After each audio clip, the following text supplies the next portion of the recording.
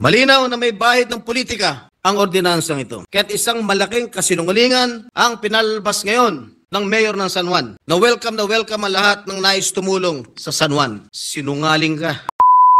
Biruin mo, tutulong ka lang pag wala kang permit. Pag nag-violate ka nitong ordinansa to, sisingilin ka ng 5,000, tutulong ka na lang pag bumultahin ka pa 5,000 kung di ba mo masira ulo yan. Paintulutan ninyo akong banggitin ang mga nasambit ng isang philanthropist mula sa Gawad Kalinga na walang maliit o malaking ambag pagdating sa bayanihan. Lahat mahalaga, lahat importante, lahat pinapahalagahan. Para sa mga naghihirap natin mga kababayan na lalo pa at patuloy na pinahirapan ng mga kalamidad, ang lahat at anumang uri ng tulong na makakarating sa kanila ay tunay na biyaya. Maliit man o malaki ang pinapamahagi ng mga tumutulong, ito ay nagbibigay pag-asa sa mga kababayan nating nangangailangan. At sa isang demokratikong lipunan, dapat may kalayaan ang sino man na magpaabot ng tulong at donasyon sa kanilang kapwa sa paraang nais nila. Bilang pangkalahatang patakaran, tungkulin ng Estado na magbigay ng pinakamataas na antas ng pangangalaga, tulong at serbisyo sa mga individual at pamilyang naapektuhan ng sakuna, magpatupad ng emergency rehabilitation projects para mabawasan ang epekto ng sakuna at mapabilis ang pagbabalik ng normal na mga aktibidad ng lipunan at ekonomiya. Ginoong Pangulo, kaya hindi ko po lubos maisip kung ano ang mabuting maidudulot ng pagpapatupad ng City Ordinance No. 26, Series of 2024 ng lungsod ng San Juan, na nasasakupan nitong lungsod na magtakda ng pataw ni 5,000 pisong multa sa sino mang donor na hindi magpapasintabi sa Office of the Mayor. Bakit kailangan pa dumaan sa isang mahaba at di makatawiran na proseso ang pagbibigay ng tulong? Hindi ba mas mainam at mabilis na paraan kung direkta makakarating ang tulong sa mga nangangailangan? Hindi ba't sa halip na limitahan ang galaw ng mga gustong tumulong, mas nararapat na bigyan sila ng mas malawak na kakayahan para damayan ang mga nangangailangan? Habang pinaghihirapan natin ang pagbalangkas ng mga batas para mabawasan ang burokrasya sa gobyerno, ito't may isang lungsod na tila balakid sa mga mapagkawang gawa. Hindi ba kalabisan sa batas ang pagpapataw ng ganitong multa? Likas sa ating mga Pilipino ang diwa ng kabayanihan. Ang mga ganitong panuntunan ay maaari lamang magdulot ng pag-aalinlangan sa mga nais tumulong. Sa halip na hikayatin ang pagbabayanihan, tila pinipigilan pa nito. Malaking halaga ang 5,000 piso, lalo na sa mga ordinaryong mamayan na nagpapaabot ng kaunting tulong. Sa halagang ito, maaari mo nang matustusan ang 4 na araw na pangangailangan ng isang pamilyang mubo ng 5 katao. Ang ganitong uri ng palakad sa gobyerno ay nagtatanggal ng karapatan sa mga mamayan na direkta makatulong sa ating mga kababayan. Nagpapakita din ito ng kawalan ng tiwala sa mga may mabuting hangarin. Maski po ako ay napaisip kung may iba pa bang layunin sa likod ng ordinansang ito. Sino bang higit na nakakalam ng pangangailangan ng mga taga San Juan? Hindi ba't ang mga nasasakupan din ito? Wala po ako nakikitang magandang maidudulot ito sa mga nais tumulong at maglaan ng kanilang oras at resources, kundi dagdag pasanin ang ganitong uri ng kapakanan.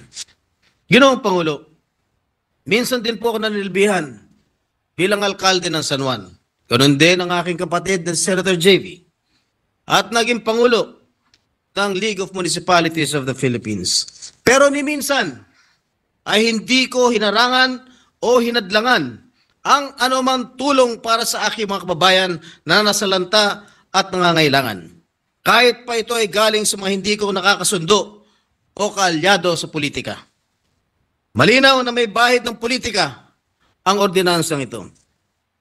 At hindi makakaila may inaprubahan ito matapos ang isang video na nag-viral na kinasakutan ng inyong lingkod.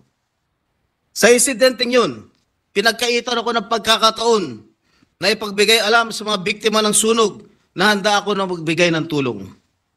Hindi ito ang unang pangyayari. Kaya't isang malaking kasinungalingan ang pinalabas ngayon ng mayor ng San Juan. Na welcome ang lahat ng nais tumulong sa San Juan.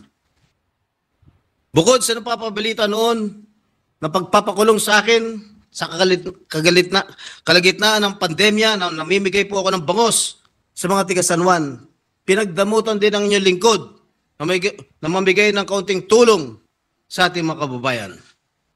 Ginoong Pangulo, sumulat po ang aking tanggapan para bigyan po ng pahintulot na gamitin ang Pinaglibanan Memorial Shrine noong February 17 para makapagbigay ng grocery items sa 3,000 katao. At nangako kami na sisiguraduhin ang kaayusan, kalinisan, pati na rin ang traffic management para hindi makaabala sa mga motorista. Ginoong Pangulo, hindi po inaksyonan ang simpleng kahilingan na ito. Kaya paano nila masasabing laging bukas ang ating pamahalaan para makapag-ugnayan sa inyo? Sa lahat ng nais tumulong? Sinungaling ka. Tungkulin ng pamahalaan lungsod, napalakasin ang ugnayan sa komunidad at suportahan ang mga nagmamalasakit, hindi ang maging balakid.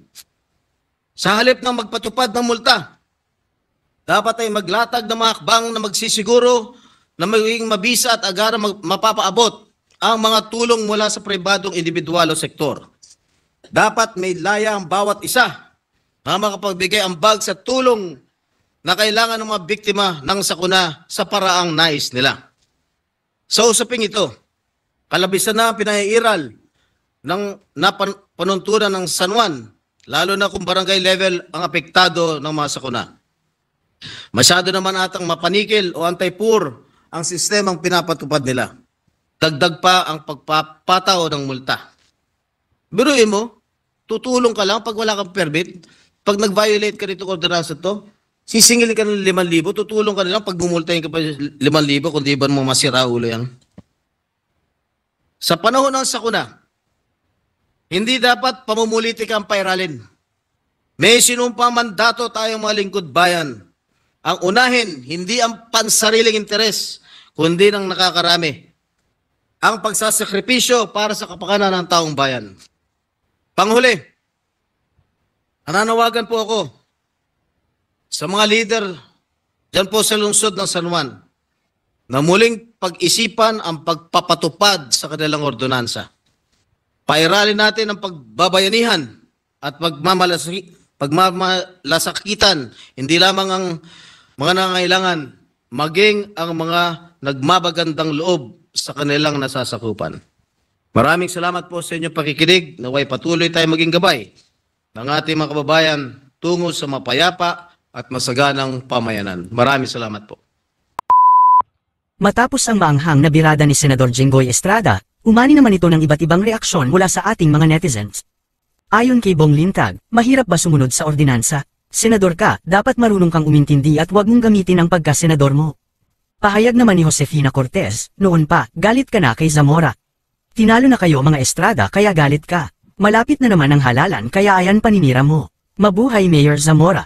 At ito naman ang saloobin mula sa ating kababayan na si Joe Marilibo. Nakatapat ka ng gaya ni Mayor Zamora, lakas mo rin kasi pag nasa pwesto kayo. Dapat lang na dumaan o coordination sa local executive. Mga kababayan, feel free to comment below para maglabas ng saloobin sa balitang ito.